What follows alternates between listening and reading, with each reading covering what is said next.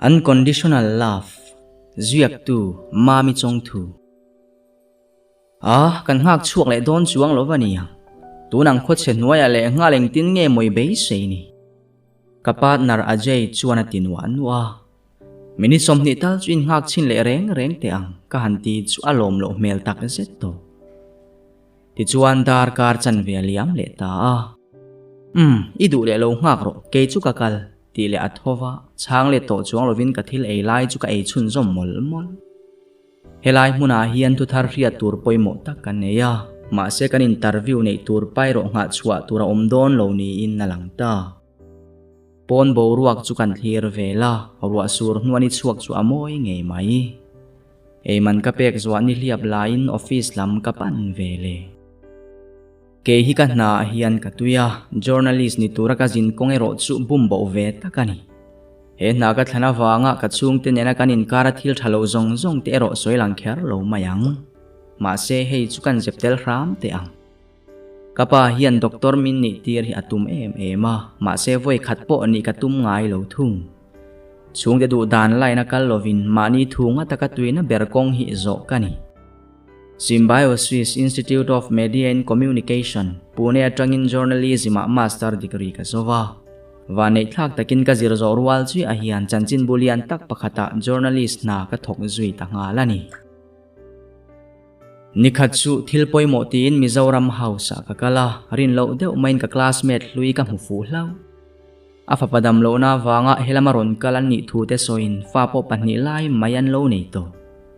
chutia fa panni lai mayan lo nei to ti ka riata ka chuan ka lo nau pang vak to lovani ti ka in phet suak ngala ma se nulat luka nuam ti hi ka nei ngai chuang tat lovani nie ngai zong chu nei lo ka ni ngai bik lova ma se he na ka thwa tang ero hi chuan pa ngai taka ngai zon hi ka nei le tami alo achang chuan nun ruak riawa in riat chang te ka nei ve thina kho haru taka hun man chang po ka nei ve fo tho mai ka partner Ajay chuan nupuya nei dona wangin nan kholama min ho sana ni tinin hial thinin in ngei lo viau ma ila hun lo mang ho reng chu rin ain kan lo in ngai du khop mai anin nei niya po kal ngei turamin somin kat mai du tok lovin na nupui hual gita nen ka ina an lo kal le ngat kakal lovani chuan kum tluanin an soi le ngei dona chuai chuan nili chola anin nei na kal chu ka thlang jok reng ani ti chuan ka kal hun tur te in thil felin min ron ruai le thapa anupui nei tur chu apur via waniang Friday ka anin nei hun tur ania chol ha dam pa in anin nei ma ni chu an khuwa fan kwal vel tum kan ni an khuwa chuan a je te chu anei pol ta kan nia an ram po azawin le po athawiau mai thlai chi rang ching in a en kol tu ringot po mi som thum chuang la yan ni ka camera keng chua kina je nu bula chuan an huan ka fan kwal tur thu ka soya an ompui pakhat chu min kalpui turin na ti zui ta bok ma se ke ma ka kal du jok thu soin ka chuak na ti chuan ka kal zela ka camera po chu arim mal viau mai sabanu pa thingkunga fu chu an thalak tumin thei to pin ka vea ma se chu tia uluk taka la ka tum chia chu mi pakhat lo lang thutin min wa han ti phuna satak sawa ho po chu an thlok dai ka thin narim kher mai anila chu ti taka ke ka lo phudor chu a khil hai nge ni in thiam lo takin thu pharun soya akal don chia tia ka wa han ngei reuh tak ka ti zoi sa chu ta ai phok le zualin chu pa chuan min ron ena mizowi ni tiro aron ti thut mai vai tang walin chu tia mizo tong pai hau si lova min ron bia chu makka wa han ti tak chan mai na chang po ka helova ania ro chu anui zui var anui moi ngang le nga chu ta ka har chuak thu ta ni e ka ni alom ka ti ba deu nak chu tiang ma ni tong nge ya biak the an hanom chu ka ha dam so ron kal na ya min chi bai pa in Daniela kaniya Daniemo den tin min ko trin nice to meet you kay po kalome Emily kaniya ka ti vesat uluk ta ka amel ka ensuan engemo ti takin mizo te po aang ni in ka riya amit mengaro chu avai hlia ngonal tok tak samkir chiat mai lian moi tok takani ti chu second relo te chungin ka rengal vek ti chuan lungpui chunga chuan kan thua a chanchin zo chu ka chak ru viau mai ma sela amana soyani lo chuan voi khat in mu na hanin zo top chu kangam bik si lo kalam hoi na ron theng saka helai muna kalka chak na hi arei to lutu ludiana kan riat bel chak takin kalo en na ren chuta ama vek chuan kapa po hi mizowaniya kanunen hian Delhi University an kal tlang thri July muna trang chuan in ngai zong chovin kanu nu le pa te hi mikhir tak mayan niya kanu le pa te chanchin po chuan lo heve wat kanu tan pasal turan zong hal rum mayani ome chutiang chuan kolei san zo ruala in nei turin engkim an lo pe fel vek maya ma se kanu khan kapa kha lo mangai ve sia Mizoram lama azui ho ve ta top mai khani kanu soidana chuan kapa chung te po an lom vak lo anina po thelovin thingtlang kho pakhatan oma kapa point kanu chu amangai tak ase khatiang khan ni tinin lo chopin na choma re oma tingai mi alo ti in na sana chu hanbi zewa naktuk lama engei tiang aron ti zom dai helai muni kala fang zo lova kakal le ang chukatia ka hanti chu adara china ka ani chuan rem mi ti chuan kanin mule theyangem aron ti zom le har sanna dangkan e ni lo chuan ka thei tur thu ka hila ajay te inlan the na thleng min tha in ani po chu akir le ta ani kumtam tak nuwa mi pa ka suang tua zui masak ber ani le ta zan ka han mu po chu ka mut muna te chuan a mel ngai nat om tak mel tha le zaidam thap mai chu ka mit tha acham renga hetiang hian voi khat in mu na kala om ngai mi alo muhil theilok lovin jing lama ero kalo ching seka ma seri moi beng cheng zet chuan min ti har chiang kher mai phak deu chua pathovin atu katana in buat saina chu an lo tan der to hi alo ni in phi faya ka ha te ka no nuwa aje te om na lam chu ka pan phei ve le a ka ti thei ang chu ka va pui ve lop lo nimin lama thil theng ka mi ton thar chung chang chu aje ya hril ka du viau na in soina rem chang kha ka humai lova ma sela ama azok chuan be nimin lama tlangwal ron thla ho tu che kha tunge ni nui vur chunga aron ti dana min lo mule areng to ani yang ka thian tharani kha chuan ajay naktu ka som ve don nia o kom tur dang ka nei box si lo ka ti chu min lo phur pui khop chuna tang chuan ka in cheya ni danga olsam taka in siam mai thin kha voin ni zonga dana dang tatlat kha dania la mit khala ka tum ta viau nge po ka in hello uluk taka dar thalang ma ka din ta ka reng chu ka chua dona chuan ajay le anti chuan mengbial ko kin min lo mela boy khatiang takanal kha em ni lo ni an ron ti chu kalom tak ase ajay po chu alo ri ve lut nuam ka tin ka konfi le zual sot anti chuan tiffin min siam sakin min pe ya ka be ka akin ke po chu ka chua ka zui le kanin hmuna hmun tur lam chu ka thleng phe ya phul hring dup le lui te luang ri kar te chuan ka mi tan titlai tak ase pangpar rang in pol nuai te savaram chia te chuan ka ngai tuana anti thui tak ase tani Mizoram ho chang te hian sava mu tura van to zia te aram kan ti chereu na sat zia te ka ngai tua chuti lai ring lo mi kan ti terama heti taka sava an ngam pale mai si te hi tin ka ngai tua kual vel mai Mazedar kar khadon ka thut nuwa po denia mel reng chu aron lang theilova nimina khan tongkam moya asoi ve mai ani te karing rum to ma se karing phal chia box si lo anuwa chuan ka thun atanga ka tho chuak chia tia chuan mi pakhat man mo takaron tlan ka muwa aron nai zela kami nga nge chu ani kabula ron thlen chuan ha wanga tholop lopin atlai wangin thu pha choi zui mol bok a camera chumin pein tui om na lam chu apana a mai te phin na va in sil thandai le phot thla lo lak to te chu ka ena anal hlom ngiang mai ram hnuai thla lak te chu ka ena alak dana tang chuan professional takani ti chu a hriat thei mai ani ti chuan ka en zela anuwa chuan ka thala ka mu ve tatlat sawa thala tuma ka ve lai chu alo met nuala tin ni mina po khan ti pal thil ni lovin min lo mu sa wanga min ron pan ani ti ka chiang ve tlat ma se nuam lawati ka hlo wangin ka ta ta ani po chu aron chho ve le mai anui sang reng mai chu mu nom ka ti in ka ei tur pai chu ka phora kan eya akha to kin kan mit le mit chu ain tong le sak thri kan ei zo nuwa chuan nu le pa chan chin chu soizom turin ka ti le a ani po chuan phur taka thut that pa in ingai thak pe po ka ring to lowasin an ti ma sa te phot chu taron soi chun zom le in deni a chuwa chutia kanu le pa te kum khat ani nei nuwa chuan ke hi ka lo piang ve ta kanu le pa te po chuan lom tak a se ti chuan kanu chuan ka minga denial lal om puya sai lo ti asa ka lo soi mai pal ka pa te sai lo namman ni ka pu le te sai lo lal ni om tak an ni chutia ka paina nam danga han nei chu an hre thiam theilowa an hnot chuak top mai ani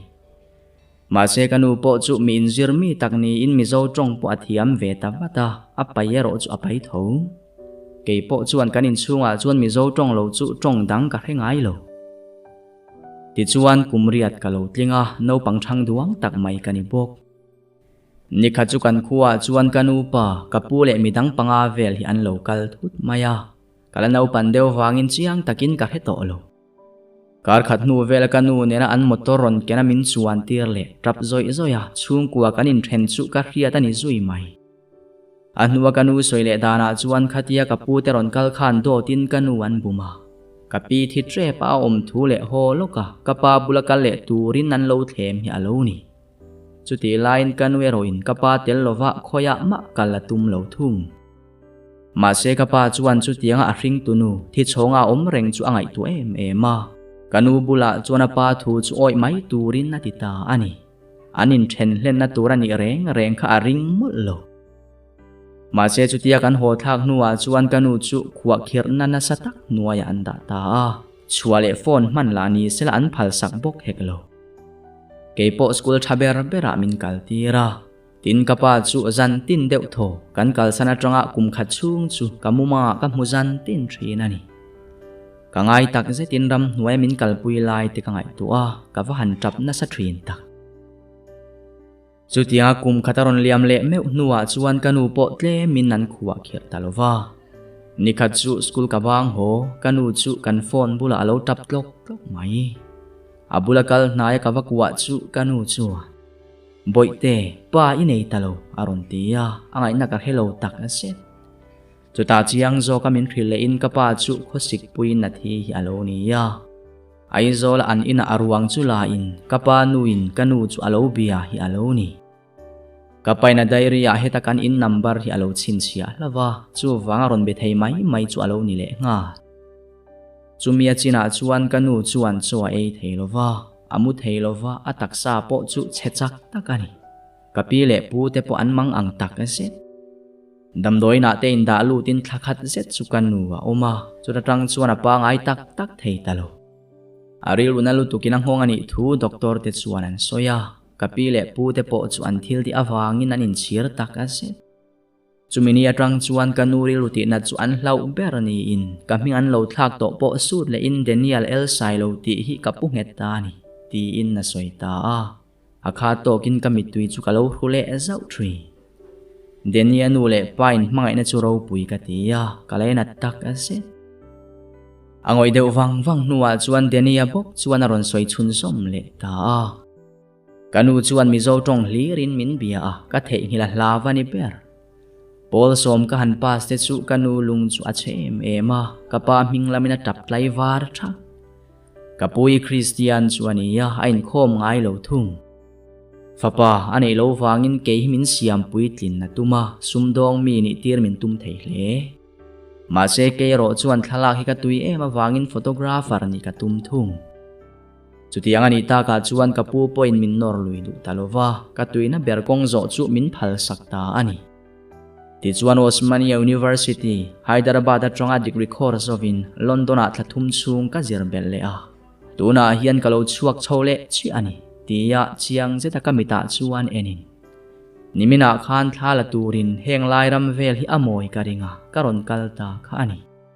Helai muna ka mu che khan bel chian che kha chak em a tiang khan karon po tamai che ani kha aron ti som le akiang hun man chun wami na kham om lo ka ti ya atu ka ajay te in nei tur chu hret suak thu tin som karil ruk le ta deu ani chuan deni engtik thlenge he tai chamang ti in kan zota katum dana chuan in rin nia hian let le katum deu chuan i chanchin eng mai la soi ve lo aron ti zui dai ni don tak ka chanchin tlang pui chu toy kim takin ka khil ve a helai muna ka kal chan te chu soin local ve nge turin ka som zui ta bok an chang viau na a ka som lui tla ta wangina o ve ta ram chuta ka sana chu ka bia alo tlai viau to denia jok chuan ka che zia chu alo man thiam ngal mai nge ni ani chuan ka thla ho to ang che naktu ka kanin mule don thowa ti in naron nui sanga nia i thul le thu ta ni lo chuan ka be se tin in lampanin kan ho le ta ani atu ka chuan jing kar atangin ni leng na je te in nei na kan buaya denia po arem chan danang angina lo che veya a mel him sar reng chu enina har tak set akha to kamin ron mel le ze khrin chu nuam ka wa han ti tak in nei hun te kan man zowa chuan kan chau tlang le a je te chung po ka chunga an lom ve tak set i chuan zana chuan huan lama denia tenen kan lenga khuwa chu athiang nuamin tha eng boka anuam tak zetani denia chuan ka kut chu huanin min kaya thutna mun nuam tak an siama chuan thuin van lam chu kan thlir wang siam tu them thiam zia chu ka ngai tu ane unewa kabula thu po chu kalo khe chang lo hial mai van lam ki thlir zan khuwa mai don em ni deni naron ti ta ka chuan ka hat chuak zoka kan nui dun hak deni siam tu kut chuak ro pui zia khi kalo thira ka han ti chu ahoi kual ve a boruak chu hip wang ni e tiro Emily tia kamita tak min mel wang nuwa naktu ka chuan nang yom na lama ikiranga ke ka ho boka ka hu phur tak setani ibula ka hun man te khanuam ka tia chuan ka him em bok eng tika emo chuan kanin mu le nge hi karing tlatani aron tia a o chu ain thana oki rui Emily karon zin patanga min lo mi kwal du angem aron ti som le te reng mai i local pho chuan ron thleng nge yang che kalo tia dar kar thum don kan om nuwa chuan ke ni point ho zai chu kan rel ve ta ani min kal san dona chuan pen drive min pe ka zau pa in Delhi thlen huna chau enang che atia ke po chu ka bu ngat gate kan thlen chuan kal ma saturin ka tia ma se lut ma satura min ti tata wanga lu ka tum chu ka chala min ron form se asa deu hatin ka ria ka kuwa po chu har ngal vong ke hian trian trang chopin kalo en lovani ti ka in ria ani ro chuan chu tiang ba kin min en si lo karil ruang hi apu velovani ti ka ria chuan ke point karil wa tangin ka not bo turani ti in kai ngai tua a pen drive min pek chu ka par sa da tra in den ya ngai tua reng chung chuan ka mu hil ve ta siai mai ti chuan thathum la ya liam le to a chanchin tharmak tak taka wangin ke po lungleng man lovin ka omani ber hei hi kanuna nuam ka ti ber thin chu ani re ngani nikhachu ajay nen kan suaka tlailama office kan kir le man chau ka thianu ka vitha chuan chuna min hutura mi pakhata local thu min rila ma se hetiang neu hi an omve fo wangin karil wala lem lo ma se kalpa Daniel ain tini in ka ria ati zeu chuan ka thin chu ati phuzoi esoi ka ngai tuana zong lu alo ma sela kala thei ngil bik mi alo tin in ka ho vele chuan riat chua kaneya pen drive min pe kha hatia ka ho nuwa khan par sthar ka nei ta ka wangin ka da na ka mang zui talova kalo khre chang to lo hi alo ni chuta laptop chula chuakin ka en ngala ka thalak rang moi tak alo da ka riat lova la ka lo nga le tin not pakhat alo nu chia heti hian alo in ziak bok Emily the queen of my heart ithin lung lua tu hanive te re ngila ti te hi tin na mobile number alo da bok min ngai tuana nei ve mi alo ang khan ka lo nga ya ma se min lo du ve reng te na em ni yang mak ka tin kalom tak a set anwa chuan ka doorbell chu ron ri in ka hong vata ka ma denia alo ding a reng ka mak ti mel chuan ti ril hai ve deuh nge ni Emily I tha em aron ti chu ka va kwa thlop den ka tia ani point min lo kwa let ve ka be sei lo thil lo thenga wang chuan om ngai na po ka helo in chung lama kanin zui lu ta eng tin nge ka in lua hi riat hei ka han ti chu ti fu in ti mel takin min ron mel azok o ina thona ming ka riat chuan zon chuanan chi atok via min ka ria aron tia ani le tinge varon kal har si ve ka tile I call ka lo nga ka renga min lo call si lova mu che kha kangam to lovani ka thil pek che kha I enanga karil ru angilo pu ve lovani ka ringa lo aron ti deu odua karil ru de chu khil ve in kan doi zep lua ta re om kan lo tuar dun reng ya lo ni kan va han hlim dun tak ti chuan kaina thleng tura ka ti ta ka chuan phur taka abung ruwa chu vala in naron in son phei ta a kain chu zau tak ni lem lo ma sela anwam tok viau mai room pani omin mi khwal nei poina tok ve viau chuna ko man ngai lo wangin zanlam hi kanin kom ve the hun na ne ya rei tak tak thleng mengin hlim takin kanin kom thri in ngai zonga in thalel tak te pani tan chuan lung chim taka in fo vong vong te po kan ne ya ma sela a aya thui kan kal ngai lo nili chau aron cham thei dona wangin a hwalo hun le ta a ho don zan chuan kan hu phur dun tak a set darin serialin kan thuduna a kha tokin kan tong zeu zeu ka ku chu a hum tlata ho chu a hu phur ve tak zet ti po ka ria tin denia mi zia ka riat belle tak chu me chia te hi asa a kher bok tin ngai zong hi alanga lo via wangti ka ringa karing swallow le ti atnuwa ka hele mai mi chingin kanin mu masak ber ni te ka ngai tualet le a chuta ka bianga min ron fop se Emily helai huna hian na ka ron zonga chuan kanin mu fo theanga aron tia ke po chu ka phur tak se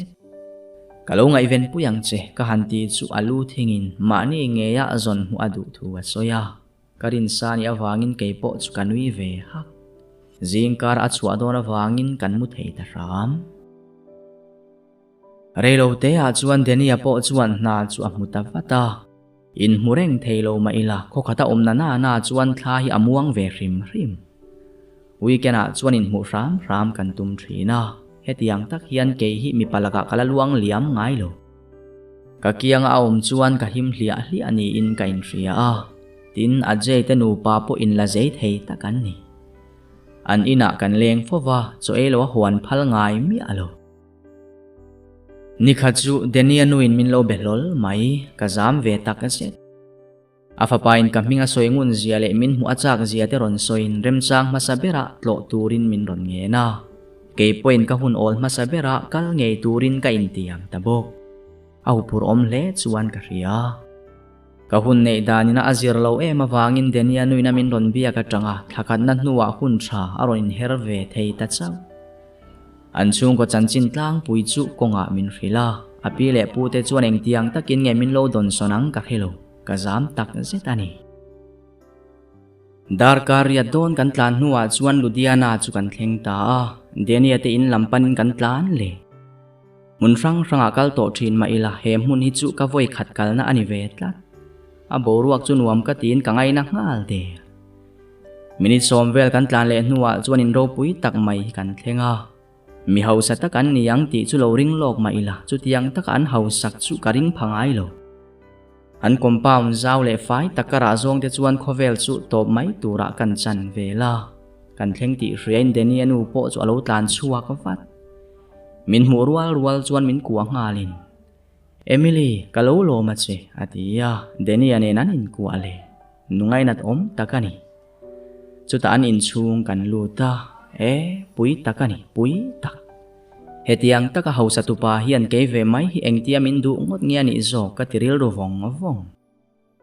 karum tura min ruain TV le sofa engkim mai chu felfai takin alo om veka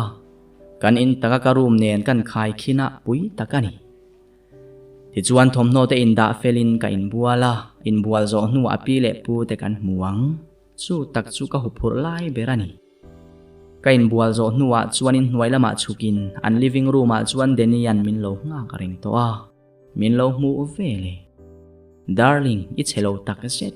zamia su aron tia kachil kalem rikhul api le purum kan thlen chuan ka thlan na tlale man to zana chibai kan buk nuwa chuan thu tura min ti in kan thua apu chuan ka chipa tanga ka keler thlengin chiang takin min en ka khur der the chuta kana thona le ka omna te min zota thatakin ka chang ve mai ka chanchin tlang puite ka soi hnu apu chuan ole kamita chuan itling to ke ka tunu ka tupa hi duat takin en ko lang che aron tita a ka thosong song mai api chuan min kuain duat takina tunu ang mai nani min kuani kan jan ma saber chu ni lenga motor kan chuana wangin ma taka kan muwa ka thangam ngal jan mai chu ke point makka ti taka set chumi zana chuan kalo mutui via vani yang atu ka han harle meu chu dar kwa alori don reng to man mo taka thova in phi fain in hnuai lama ka chuka chauka chuan deni tenu follow omin min lo mu vele jing lam chi bai min lo buka breakfast kan ei chhun zom tangal bo hun kan nga lo e mawangin ka mun tlo chak tak tak po kan tlo man don lo ma se neru rose garden ro kalram ka duwa denia bula ka soi chu min lo phur pui viau anu bula kan hun man tum dan te khilin kanin khal chuak ta amun kan wa thleng chu thala ka mu ai let engemo za tina lo moya anuam tak ka set he huna hian chung kuwa kal pu an tam thei hle a nula le tlang walin ngai zong mu tur pu an tam viau tree thingbuk hnuaya chuanin serial in kan thuduna engdang ma kan ngai bi kalovani Emily ka chung te chu engei mu dan ti in min zota fel ka ti zia le nuam ka ti zia ka hil Emily I chung te hian min pom ve angem ti hi ka ngai tu ani min lo pom lo ta sela engtin nge ni ta ang tin min zot le a kalo langai tu angai mi alo an pom nge yang cheti karing ka ti taringot duat taka min kuain kamita chiang takin min mela Emily ka mangai tak kan set che Deni ke point ka mangai che zara chuan Deni anu chu karu ma lo kalin atuk mai chu deli lama ka let le hun turani awangin thom no kalo in siam remol mola ka mu vele lo ko watin kabula chuan ron thruwa ka kut vuanin boi ka fapa hi mangai ve tiro aron ti chu ka mangai thu ka hil ngal wat ka fapa Denia hian mai tak ka set cheti ka ria apa nen kan chanchin chu a hil vek to chia ke ni lama tang chuanin pani hian kan pom thap cheu I chung teril ru hello ma ila nang hi ka mo nu ni thei ngei la ka du tak ka setani ka mu tir phata tang che khan thin lung takin ka pom che a kanin zom ngal thap ni in ka hebo chu wangin hlim takin omang cheu ti in du sakna min hlan chungin na chuak ta a ke point an chung kwa chu ka ngai na tak ka set atu ka chuanin ngai tak chungin kanin thren le ta ani Emily yom dan hi ka papuyan na hrethoy ani a o phone atang chuan ka jin hria tin aron tia o engtin nge ka om waka o namdang engai zong ani lom ni papuya thin ni tire mang ti ka hlawania lo then pat ro aron ti zom sat chiang taka hria te chu hril tul ka tia wangin Denia chanchin chu ka hril ta veka chu poni sela anu vai thowania adang chuang lo alaron ti ram ka ngai tua chun zom na saviao kapa chuan olsam takina pom lowang ti ka ria a hil dot dani ro chu ka bangbo ve tak ase an mani soi chua hun ka nga ka ni ber ti chuan hun nakal ve zela Denia nena kanin kar po tha in mu thiam lo na em kan nei ngai lo zan kha chu ka pain min ron phone in ron zin na tum thu a soi chuan ngai dan kalo nei thiam ve maya Denia nena kan chungchang chu mai chana min soi pui a tum ti po ria alo thlen zana karin dan chu adik ti ka rengal chat bok ka na tanga ka ban malem lo wangin ka pa chuan e rong alo bola mizo chu mi aron hon nu ala wangin ka cho e po chu atui tak ase chongane kham nuwa chuan ka hupur ber hun chu thlengin kan TV en lai chu amet to ta a boi kalo kal chan chu rin dani nei thiam thovin karing pasal nei lova om tur hian ka du mi alo che ma se mi zo dik tak ni se ka du ani ati char chara aron soi chun som le tu na mi nen hian engang takin nge in loin kopti chu ka helova ma sila inin kar hi ti top turin ka ngen si ani aron tile kapa enge rem lo na denia pa chu mi zovani thova enge danglam fak na kami tui chu aparol ngal de kapa chu atsek deu tlaka kafanu hian pasala nei dona ni chuan amo na tur chu mi zo chung kuwa ani ngei turani ino pan lai ta to ka thu hi izom ngai lova eng lai ma in ka du na hi ila ti hlo tling ngai lo doktor ni tura ka ti lai che in tu na mi i thanga ka ti lai khan karil ru hi anna lovi ni ringem ni kafanu nei chuni ni ya i hlim lo hi ka hlau ber thi chu wangin karil ru na po ka tilang ngai lovani kha ma se boi tu na tal hi chuan khonga in ka thu hi zom ve ra mang che amit tu yatla ni e kapa chu atrak keima awangin kangai tuana sat po le kapa soi chu dik katia katuina ber ka zo theina turin kapa chuan riluna tak chungin min zirtira aduna huna lut turamin ti line ke ro chuan hun dang ka thang le kapa du zong hrim hrim kha ka kalemo ti mai tur kani ma se kapa thu ka zom don chuan ka mangai ber kha ka kal san na ngai don sia kai pik lutuk chu kamu hil theilo denia le ka chung te ka buk chuan ka chung te buk chu arit zo ka ma se engtin nge ka ti ta kang chumi zana chuan katala chin khat ma ka ching lo katlai war chiang tak ka set na ka chola wangin ni lengin ka in khunga thil tam tak ngai tu in denia ne na kanin kar chu ti top ka tum ta ani ti chuan denia chu biain in mu ka du thu ka hil ta ka hupur luata ka khuate chu asik rum mai laya chuan hlim de wa lo kalin tuna a hlim meli engtin tak nge in thla kang ti ka helo kaum dana tang chuan kan boruak chu he thiam ve de nge ni thil dang min soi pui da ya a chet chiat tona te min soi puin min ti hlim matum ve le a topa ero ka soi du chu min zo ta kapa ne na kan soi zong chu ka hil chhong ve ta ve a topa deni ka mai che a ka chung te po ka mai ka chan phal lo chi a chu tiang bokin ka chung te po ma sela chu a thei si lovani tuna hi chuan ka paril ru hi ka tina thei to thlot lo chu wangin kanin kar hi ti to maya nga yani kamitui chu tlalo turin kadang ram rama denia chuaneng ma sei lo ka in chung chu are tloka a hreom tak a set minit nga vel liam nuwa chuan denia chu dingin Emily min hret hiam ro eng ma soi tur ka nei lovani ti in na chuak ta karu ma lutin ka trap bor atu ka chuan ma taka denian min ron kol le Emily kalo nga karingang che pasali nei ma chuan ka beidong lova Emily ka mangai che tin phone da mak ke point ka mangai che asin ka tia ma sela a he phave talo chumia tang chuan mi hlim thei tak ni thin kha kalo dang lam zowa engtik lai ma in denia kha ka thei ngil ngai lo Mizorama hoin ka chung te kia nga hun ka manga ma se ka hlim zo chuang lo eng ma in ka ril wala peng thei lo vani ber ka chung te point min khongai ti ka ria ka pa thu la kha ngial ngam hek su ka tuar tok ka eng te ka emo kala tuar chuak veang ti chu ka be se na ani ti chuan ka chol nei hun ka mang zowa ka kir le a hun to ka kir le po a hun le to ni danga phur taka om thin ka kangui bara ka u te chuan airport thleng min ron thla min khongai ti po ka rere ka thei top chua thata ka om tura intiam chungin ka ngai em thin ka u te chu ka thlo liam san ta ani ka lung len na le hreom na te chuan min kian san vek lo ma sela mani chunga alo tlak chuan atuar dan te polo om ve ze la chu wangin khuwa re ya heng min del tu lung len kho harna te po hi an la kiang ve ma na ni khat chu chome ka le am deu wangin ka bor hle kong ka hon ka tumpo chu ka ti fu mai thelo ma se voi le khata den ya lo lang thutin ka thil ken chu min lak thak saka kong chu ka hong sok ka chome ho chu lak tumin ka bana ma sela alo phal lo in chunga lu pa chuan min va han hu pe om lo ve ken ka mu chak te lul chene aron te ya i chu tiang po ni chuang lo ka ti ba deu na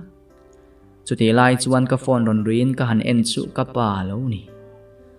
boy denia lo thleng to em aron te ya enge mo om zia ni ngai ni ka pa ka ti ya zo na oki ti a hai lo